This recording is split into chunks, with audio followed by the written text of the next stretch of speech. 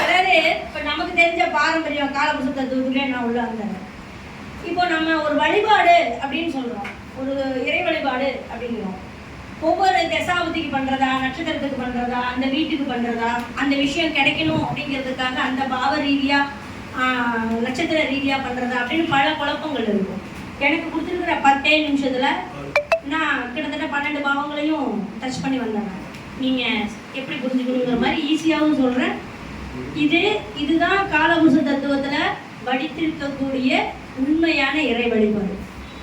அதை பெரிய குருமார்கள் கொடுத்ததை நான் வந்து சுருக்கி சொல்றேன். இப்போ நம்ம நெருப்பு தத்துவம் சொல்லக்கூடிய சூரியனுடைய நெருப்பு தத்துவம் எது? மேச சிம்ம தனுசு. அப்படி போயிடுவோம். அப்போ 3 ராசி உள்ள வந்துடும்ல, ஈஸியா.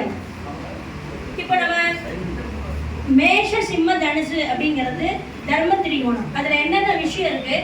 நம்ம ஒரு பேர் புகழ் அடையிறது இருக்கு, நம்மளுடைய வம்ச விருத்தியை சொல்லுது, குலதெய்வ அனுகிரகங்களை சொல்லுது, மூதாதையருடைய சாபமா இருக்கட்டும், யோகமா இருக்கட்டும், சொத்தா இருக்கட்டும், எல்லாமே சொல்றது தர்ம திரிகோணம் தான். ஒவ்வொருடைய லக்னத்திற்கும் 1-5-9 தான் இல்லையா? முன்னோர்கள் நீ கும்பலாங்கிறது நீங்க எங்க போனீங்கன்னாலும் ஜோசியத்துல எல்லா ஜோசியரும் கடைசியில வந்து நிக்கிற சாபம் 2 இடம் தான். 1 குலதெய்வ வழிபாடு இல்லை, 2வது முன்னோர்களுக்கு நீ ஒழுங்கா திதி கொடுக்கல.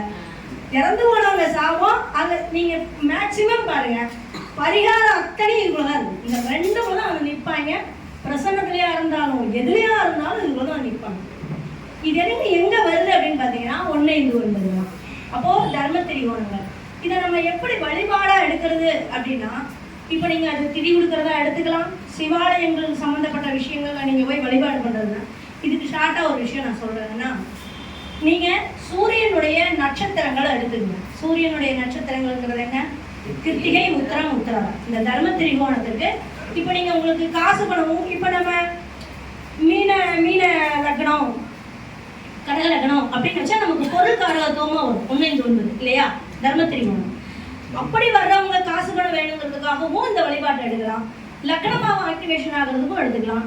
உங்களுடைய தொழில் பாவமும் அந்த தர்ம திரிகோணங்கள் வந்ததுனாலும் நீங்க இந்த வழிபாடா நீங்க எடுத்துக்கலாம். எப்படி வேணாலும் நீங்க அந்த பாவத்துக்கு எடுத்துக்கலாம். இது கொஞ்சம் ஜாதகமோ ஜோதிட ரீதியா புரியுறவங்களுக்கு ஈஸியா புரியும். இப்போ மேஷம் சிம்மம் தனுசு தர்ம திரிகோணம் 1-5-9 லக்ன ரீதியா அப்படின்னு எடுத்தீங்கன்னா, இதை நீங்க சூரியனுடைய நட்சத்திரமான 3 இருக்கு, கிருத்திகை, உத்திரம், உத்திராடம். இந்த 3 நட்சத்திர நாட்கள்ல சிவபெருமானுக்கு, சிவனுக்கு அல்லது குலதெய்வம் சம்பந்தமான உங்களுடைய குலதெய்வம் சம்பந்தமான சாமிக்கு எடுத்துக்கலாம். ஏன்னா சூரியனை காவல் தெய்வத்தினுடைய அப்படி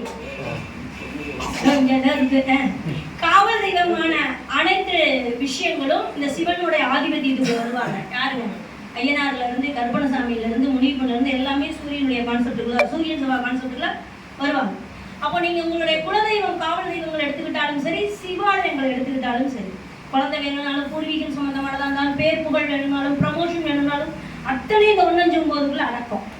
அப்போ சிவனுக்கு இந்த சூரியனுடைய நட்சத்திர நாட்கள்ல தேன், ஒரு 100 தேன் உங்களுடைய வசதிக்கு தகுந்தவாறு அட்லீஸ்ட் ஒரு 100 தேன் எடுத்து ஒரு 4 பலாச்சொலையை பிச்சு அந்த தேன்ல ஊற வச்சு அதை கொண்டு போய் சிவனுக்கு அபிஷேகமோ அல்லது உங்களுடைய காவல் தெய்வங்களுக்கு அபிஷேகமோ பண்ணீங்கன்னா, நீங்க இதை பண்ணிட்டு வந்து பாருங்க. நீங்க எதுக்காக போறீங்களோ அந்த விஷயம் அடுத்த மாசம் வர்றதுக்குள்ளே அது நடந்திருக்கும். இது தர்ம திரிகோணங்கள் சொல்லும் நிலை. இதுல என்ன தாற்பயம் இருக்கு அப்படின்னு கேட்டீங்கன்னா, இந்த சிவனுடைய அம்சங்கிறதே, ஏன்னா பொதுவா வந்து குரு சூரியன் கான்செப்ட்லேயே சிவனை தான் சொல்லுவாங்க. சிவன் சொத்தும்பாங்க, சூரியன் குரு, சிவராஜ யோகம்பாங்க. அப்போ செவ்வாய் அந்த அந்த வீட்டுக்கு உச்சம் கொடுத்த ஒரு கிரகம். இன்னும் சொல்ல போனா அதுல சுக்கரங்கிறது பலாச்சொலைங்கிறது சுக்கரன்.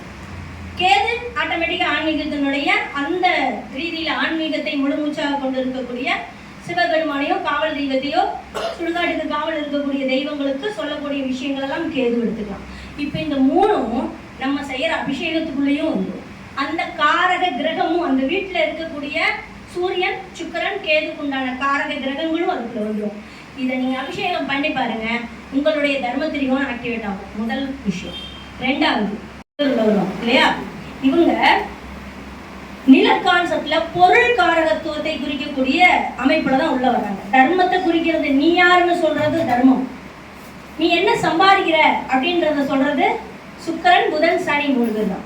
இப்போ இவங்க நமக்கு வேணும் அப்படின்னீங்கன்னா ஒன்றும் இல்லைங்க. இங்க இருக்கிறது என்னன்னா, நீ உனக்கு காசு பணம் தங்கலையா, உனக்கு சொத்துக்கே பிரச்சனையா, அன்னதானங்கள் பண்ணு அப்படிங்கிறது மற்றவங்களுடைய. ஏன்னா பொருள்காரத்துவம் எல்லாமே நிலத்தத்துவங்கள் அத்தனையுமே அன்னதானங்களை மட்டுமே சொல்லும்.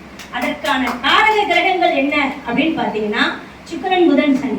இப்போ சுக்கிரன் புதன் இன்னொரு இடத்துக்கு ஆதிபத்தியமா வருவாங்க, காற்று ராசிக்கு அவங்க தான் வருவாங்க. இருந்தாலும் இதோடைய ஸ்பெஷாலிட்டி ஒன்று, நீங்க இதெல்லாம் பெண் கிரகமா வருவாங்க. சுக்கிரன் புதன் சனி 3 பேருமே பெருமாளினுடைய அம்சமாகவும் காசு பணத்தை கொடுக்குற கிரகங்களாகவும் வருவாங்க. அப்போ காசு பணத்தை கொடுக்குறவங்களுக்கு என்ன பண்ணணும்னா, அது அன்னதானத்துக்கு உண்டான வீடு நிலத்தத்துவம் அப்படிங்கிற